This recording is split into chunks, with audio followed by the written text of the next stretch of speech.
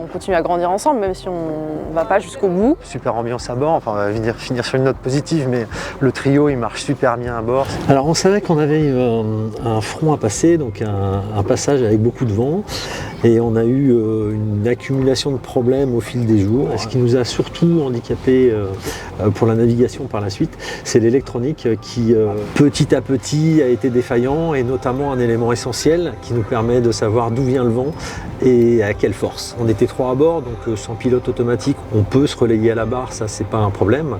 L'ennui c'est que même quelqu'un à la barre qui ne sait pas d'où vient le vent a un peu du mal à faire avancer le bateau dans le bon sens et à la bonne vitesse. Ce qui s'est passé et ce que j'ai vécu, c'est que le pilote a fait une erreur à la barre. Et dans les conditions météo qu'on avait, ça n'a pas pardonné. On a fait ce qu'on appelle un vrac, c'est-à-dire que le bateau est parti, était incontrôlable, quoi. Et du coup, les gars qui étaient eux à l'intérieur, en train de se reposer et de faire de la météo, ont fait un petit vol plané dans le bateau, et notamment Yannick qui a fini par se cogner très fort. Erwan était de repos, moi j'étais à la nave en train de faire la météo à l'intérieur pour choisir quel était le meilleur port en fonction des conditions météo et surtout de ce qu'on pouvait avoir comme soutien technique en place. Donc ce dont je me rappelle, c'est que j'étais à l'intérieur. Vaguement, je me rappelle que Louise a dit vague, parce qu'effectivement il devait y avoir une grosse vague.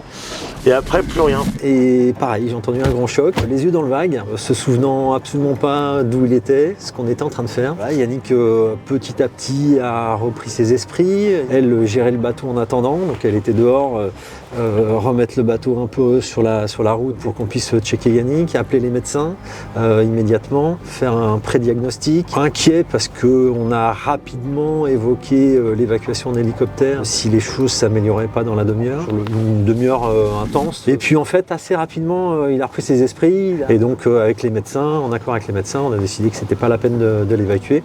Et donc on a continué la route vers les Açores comme on était en train de le faire. Il y a vraiment une cellule médicale qui veille, qui est là 24/24. Et nous, on est formés aussi pour savoir quoi faire. Alors la décision elle se prend à plusieurs niveaux. Il faut déjà faire un état un petit peu des lieux de ce qu'on est capable de réparer. Très rapidement, on s'est rendu compte dans cette matinée du lundi que c'était pas réparable. C'est un petit problème qui en entraîne un autre, qui entraîne un problème plus important, et ainsi de suite. C'est-à-dire que ça va crescendo. C'était plus réparable.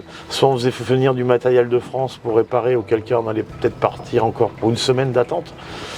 Et ça, plus ça, faisait qu'on allait arriver très tard à Marie-Galante, qu'on allait empiéter aussi sur le programme de Louise, parce que Louise, il fallait qu'elle ait une autre course, elle a un autre programme derrière, donc on ne pouvait pas se permettre de faire ça. C'était une décision collégiale, ça n'a pas été fait comme ça, mais on a voulu prendre la décision à froid. C'est pour ça qu'on a pris la bonne journée du lundi, voire du mardi, pour se dire, voilà, on est bien conforté dans notre décision, et en l'état actuel des choses, on ne peut pas continuer. Un bon marin, il ramène son bateau et son équipage au port. Donc à un moment donné, l'objectif il était là. La décision elle n'est pas simple. Par contre, on a passé une semaine de retour qui était encore avec du vent. Au près, donc ça tape. Au près, c'est avec le vent de face, donc on a eu le vent qui vient de l'avant du bateau et les vagues qui viennent de l'avant du bateau. Donc on va contre le vent et contre les vagues. Ce que je donnais un peu comme image, moi qui m'était venu, c'est de me dire que ça fait un petit accident de voiture toutes les 2 minutes quand on tape sur une vague. En termes de choc et de violence de choc, c'est violent. Voilà.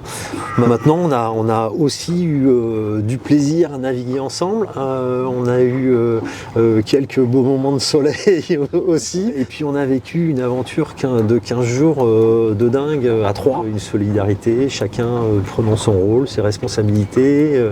Les processus de décision ont vraiment été à tous les niveaux pris à 3. C'était très enrichissant en termes de vie à bord du bateau, de ce qu'on a pu découvrir. Et là, tout de suite, on a des rendez-vous avant la fin de cette semaine.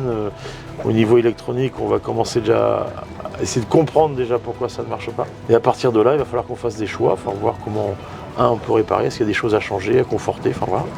Comme on a tout ça en tête, on rencontre l'architecte du bateau et un chantier naval qui est pressenti pour apporter les petites modifications de confort de vie. Le large, c'est très différent de ce qu'on peut connaître au quotidien, qu'on ne peut pas savoir ce que c'est avant d'y être allé.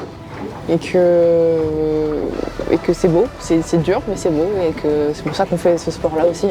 Si c'était facile, je crois qu'on n'y irait pas. Voilà, donc c'était l'objectif de cette transat, c'était de faire découvrir le large à Louise, et ça a été fait, de vivre ce bateau-là au large et de voir comment on le sentait et ce qu'il y avait à faire, c'est fait aussi. Sur ces deux objectifs-là, c'est clair, la transat est une réussite. Ça se termine par un abandon, mais il ne faut pas oublier qu'effectivement c'est une phase de mise au point et c'est un prototype qu'il faut mettre au point. Merci d'avoir été avec nous, d'avoir partagé ce moment avec l'équipage Interaction Team Voile. On vous dit à très bientôt sur les réseaux Interaction Intérim et Interaction Team Voile.